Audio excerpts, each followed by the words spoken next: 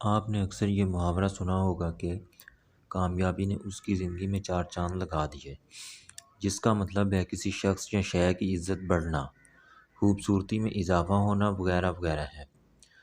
تو یہ محاورہ حقیقتاً نظام شمسی کے بونے سیارے پلوٹو پر صادق آتا ہے۔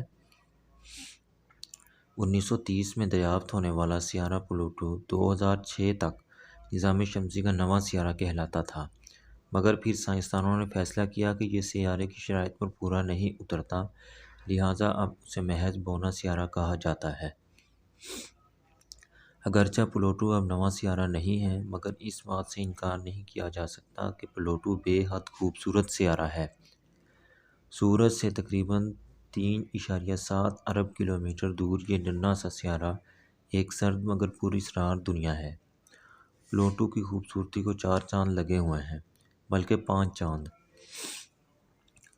جی ہاں، اب تک پلوٹو کے 5 چاند دریافت ہو چکے ہیں، اور تابعدار بچوں کی طرح پلوٹو کا کہا مانتے ہیں اور اس کے گرد گھومتے ہیں۔ پلوٹو کا سب سے بڑا چاند چیرون ہے۔ یہ پلوٹو سے آدھا ہے اور اسے 1978 میں دریافت کیا گیا۔ اسی طرح 2005 میں ہبل ٹیلیسکوپ نے پلوٹو کے 2 نئے چاند دریافت کیے، جن کو سائنسدانوں نے نکس اور ہائیڈرا کا نام دیا۔ پھر 2011 میں ایک اور چاند کربیروس دریافت ہوا، جو ہائیڈرا اور نکس کے درمیان کہیں موجود تھا۔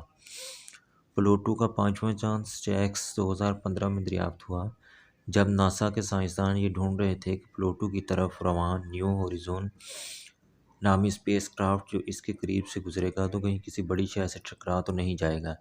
یہ پتہ کرتے ہوئے انہیں حادثاتی طور پر پلوٹو کا 5واں چاند دکھائی دیا۔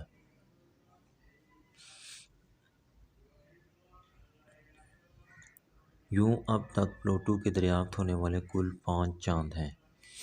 خیال کیا جاتا ہے کہ پلوٹو کے یہ چاند بھی دراصل ماضی بعید میں پلوٹو سے کسی سیارے یا سیارچے کے ٹکراؤ کے نتیجے میں بنے، بالکل ویسے ہی جیسے آج سے 4.5 ارب سال پہلے زمین سے مریخ جتنا بڑا کوئی سیارہ ٹکرایا جس سے ہمارا چاند وجود میں آیا۔